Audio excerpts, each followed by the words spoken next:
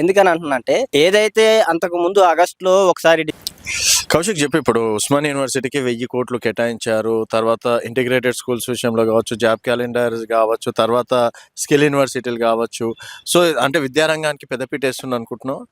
తెలంగాణ రాష్ట్ర ముఖ్యమంత్రి గారు మీరు ఏదైతే పెద్దపీట అన్నారో ఆయన దోచుకోవటానికి వేస్తాడు ఆ పెద్దపీట. ఎందుకని అంటున్నంటే, ఏదైతే అంతకు ముందు ఆగస్టులో ఒకసారి డిసెంబర్లో ఉస్మానియా యూనివర్సిటీకి వచ్చి ఏ అయితే 1000 కోట్లని ప్రకటించారో రాష్ట్ర ముఖ్యమంత్రి గారు వచ్చిపోయిన తర్వాత ఇదే ఉస్మానియా యూనివర్సిటీలో 4-5 సార్లు పురుగులు వచ్చినాయి. రాష్ట్ర ముఖ్యమంత్రి గారు ఇక్కడ వచ్చి బహిరంగ సభ పెట్టి ఏం చెప్తున్నారంటే, స్వయం నా పర్యవేక్షణలో ఏదైతే ఉస్మానియా యూనివర్సిటీ ఉంటుంది, విద్యాశాఖ నా చేతిలోనే ఉంటుంది, ప్రతిదీ ఇక్కడికి వచ్చే రూపాయి ఇక నుంచి ఇక్కడ జరిగే ప్రతి విషయం నా పర్యవేక్షణలో జరిగిద్ది అంటున్నాడు.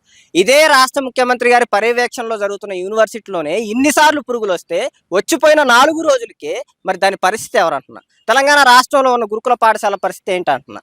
నేనేమంటున్నానంటే, రాష్ట్ర ముఖ్యమంత్రి గారు సందర్భంలో అసెంబ్లీలో లేచి ఏం చెప్తున్నారంటే, ఏదైతే విద్యార్థులు ఉన్నారో గురుకుల హాస్టల్లో ఒక 50 మందిని 60 మందిని ఒకే రూములో పెట్టి ఒక గోను సంచిలో కుక్కినట్టు కుక్కుతున్నారని చెప్పేసి ఇదే రాష్ట్ర ముఖ్యమంత్రి గారు అనేక సందర్భాల్లో చెప్పిండు. మరి ఆ విద్యార్థుల పట్ల ఏం చర్యలు తీసుకున్నాం? ఇదే ఆహార నాణ్యత లోపం వస్తుంటే గురుకుల హాస్టల్లో ఉస్మానియా యూనివర్సిటీలో వాటి మీద ఏ కమిషన్ వేసిను, ఏ ఎంక్వైరీ చేసిను? నేను అడుగుతున్నా. ఇదే ఉస్మానియాలో అనేక సమస్యలు ఉన్నాయి. వీసీ అన్యాయమైన పరిపాలన చేస్తుండో, నియంతృత్వ పోకల్లో పోతుండో, ఓఎస్టీ రిజిస్టర్ వీళ్ళంతా ఏసీలకు పరిమితం అవుతున్నారు, పనులు చేయట్లేదు. నేను 4-5 సమస్యలు చెప్తా. ఇక్కడ సింగిల్ పీజీ వచ్చి ఏజ్ 32 సంవత్సరాలు దాటితే ఒకళ్ళ ఆరోగ్య పరిస్థితి బాగోలేకో లేకపోతే రకరకాల పరిస్థితుల వల్ల పీజీ లేట్ అయితే వాడికి హాస్టల్ ఎట్లా? మరి అతని హాస్టల్ ఎక్కడికి పోవాలి? ప్రెస్టీజియస్ యూనివర్సిటీ అనేకమైన విషయాలు ఉన్నప్పుడు ఇంటిగ్రేటెడ్ స్కూల్స్ ఏంటంటే, నేను ఏమంటున్నానంటే, ఫస్ట్ ఏదైతే గవర్నమెంట్ స్కూళ్ళు ఉన్నాయో వాటిని కాపాడండి. ఫస్ట్ ఆ ఇంటిగ్రేటెడ్ స్కూల్స్ ఇంటిగ్రేటెడ్ యూనివర్సిటీలు తర్వాత పెడితే కానీ, డల్లాసులు అమెరికాలు సౌత్ ఆఫ్రికాలు ఇండోనేషియాలు తర్వాత చేతురు కానీ, ఫస్ట్ ఏదైతే ప్రాథమికంగా నువ్వు ఏదైతే 18,000 స్కూల్లో లేకపోతే చెప్తున్నావు కదా ఇట్లా ఉన్నాయని చెప్పేసి, 8,000 స్కూళ్ళు ఉన్నాయని చెప్పేసి అందులో 2,000 మూతపడ్డాయి నీ హయాంలో. ఈ స్కూళ్ళన్నింటినీ రెనోవేషన్కి ఇచ్చి బాగు చేసి వాటి మంచి సౌకర్యాలు కల్పిస్తే నువ్వు అన్న ఇంటిగ్రేటెడ్ స్కూల్స్ అవసరం లేదు, లేకపోతే ఇంకేం అద్భుతాలు అవసరం లేదు. నేను ఏమంటున్నా, ఉన్న వాటిని బాగు చేయండి. ఇప్పుడు ఎడ్యుకేషన్ మినిస్టర్ గా పాస్ అంటారా రేవంత్ రెడ్డి గారు?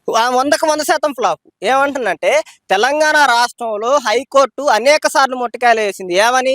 మీ హయాంలో వచ్చిన తర్వాత అనేక ఫుడ్ పాయిజన్లు జరుగుతున్నాయి, దాని మీద ఎందుకు స్పందించట్లేదు? అధికారులు దీవుల్లో ఉన్నారా లేకపోతే మంచు పర్వతాల్లో ఉన్నారా? ఒక సంఘటన జరిగినప్పుడు ఎందుకు స్పందించట్లేదు? ఇప్పుడు అల్లు అర్జున్ విషయం మీద జరిగినప్పుడు అతి ఉత్సాహం చూపించిన రేవంత్ రెడ్డి గారు 25 లక్షలు 50 లక్షలు ఎక్స్గ్రేషియా ప్రకటించిన రేవంత్ రెడ్డి గారు మరి ఇదే గవర్నమెంట్ స్కూల్లో చనిపోయిన విద్యార్థులకు ఏం ఎక్స్గ్రేషియా ప్రకటించిండు? దాన సంస్కారాలు చేసుకోవడానికి కూడా పోలీసులు పర్యవేక్షణలో చేసింది కదా. అంటే రేవంత్ రెడ్డి గారు చేసిన హత్యలు కదా, ఇది ప్రభుత్వం చేసిన హత్యలు కదా. తెలంగాణ గవర్నమెంట్ స్కూల్లో ఆహార నాణ్యత వల్ల తిని చనిపోతే నీ పరిపాలన సత్తా ప్రపంచానికి తెలియదా?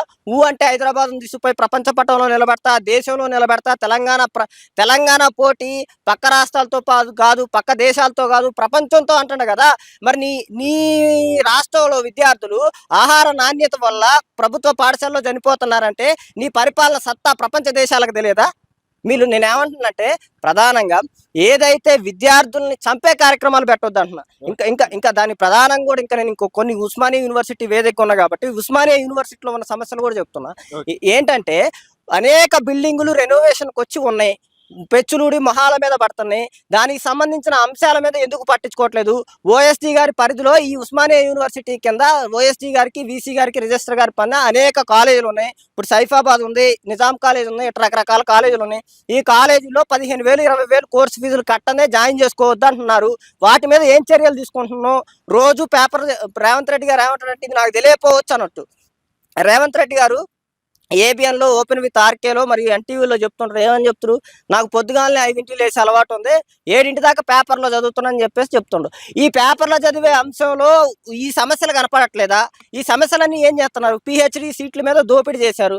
నిజాం కాలేజీ ఏవి రాజశేఖర్ గారి టైంలో గత మాజీ ప్రిన్సిపాల్ మీద అనేక అక్రమాలు, 1,20,00,000 పైన స్కామ్ చేసిండు. దాని మీద అన్ని ఆధారాలు ఇచ్చిన, ఓఎస్డీకి ఇచ్చిన, రిజిస్టర్కి ఇచ్చిన, వీసీకి ఇచ్చిన. ఈ ఆధారాల మీద ఎందుకు చర్యలు తీసుకోవట్లేదు? దాదాపు 6 నెలలు దాటింది, వీటన్నిటిని దోచుకుంటున్నారు. నేను ఇంకో అంశం కూడా చెప్తున్నా. రేవంత్ రెడ్డి గారు ఏమంటాడు? తలా చెయ్యేసుకుంటే ఒక 1000 కోట్లు కేంద్రానికి పంపించాలి. అది సోనియా గాంధీ గారికి, గాంధీ కుటుంబానికి అవసరం ఉంటే పంపించొచ్చు అనేసి అంటుండు. మరి 8,000 కోట్లు విద్యార్థులకు ఉన్నాయి కదా. ఉస్మానియా యూనివర్సిటీలో, కాకతీయ యూనివర్సిటీలో సీట్లు వచ్చి చదువుకోలేక ఫీజులు కట్టలేక ఉన్న పరిస్థితులు ఉన్నాయి కదా, సీట్లు కోల్పోయిన పరిస్థితి ఉంది కదా. ఆ తలా చేసేది ఆ 8,000 కోట్లు తీర్చరాదు. అంటే నేనేమంటున్నట్టే, ఏదైతే కమిషన్లు వస్తాయో, ఏదైతే రాజకీయానికి ఉపయోగపడిద్దో ఆ రాజకీయం కోసమే రాష్ట్ర ముఖ్యమంత్రి గారు చేస్తున్నారు తప్ప విద్యార్థుల పట్ల, నిరుద్యోగుల పట్ల, పేదల పట్ల ప్రేమ లేదని తెలియజేస్తున్నా. నేను ఇదే ఆకునూరు మురళి గారిని అడుగుతున్నా. మీరు గతంలో నేను విద్యా వ్యవస్థని అద్భుతం చేస్తా, లేకపోతే ఆకాశ సౌదాలను కడతా అని చెప్పింది కదా. ఇదే 2.5 సంవత్సరాలు అయింది. ఎందుకు ఇదే ఫుడ్ పాయిజన్ అంశాల మీద ఎందుకు స్పందించట్లా? నేను ఇంకో అంశం కూడా అడుగుతున్నా. బలహీన వర్గాలకు సంబంధించిన మంత్రుల్ని, బలహీన వర్గాలకు సంబంధించిన నాయకుల్ని, కాంగ్రెస్ పార్టీలో ఉన్న వాళ్ళని, ఇతర పార్టీలో ఉన్న వాళ్ళని అడుగుతున్నా. మీరు బలహీన వర్గాల, సామాజిక వర్గాల మీద గెలిచి అధికారంలోకి వచ్చిన వాళ్ళు, మీకు సంబంధించిన వ్యక్తులు చనిపోతుంటే మీరు ఎందుకు స్పందించట్లా? ఇటీవల రేవంత్ రెడ్డి గారు ఇట్లా మాట్లాడే వాళ్ళ మీద కొత్త విధానాన్ని కూడా తీసుకొచ్చిండు. ఏం తీసుకొచ్చిండు? విద్వేషపూరితమైన చర్చలు పెడితే వాళ్ళని అరెస్ట్ చేయాలి అనే బిల్లు తీసుకురాపోతున్నాడు. నేను అడుగుతున్నా, విద్వేషపూరిత ప్రసంగాలు చేసేది మొట్టమొదటి నువ్వే. అరెస్ట్ చేయాల్సి వస్తే ఆ చట్టం వచ్చిన మట్లో ఫస్ట్ తీసుకుపోయి నిన్ను బొక్కలో వేయాలి. ఎందుకంటే నువ్వు ప్రసంగాల్లో మాట్లాడేటప్పుడు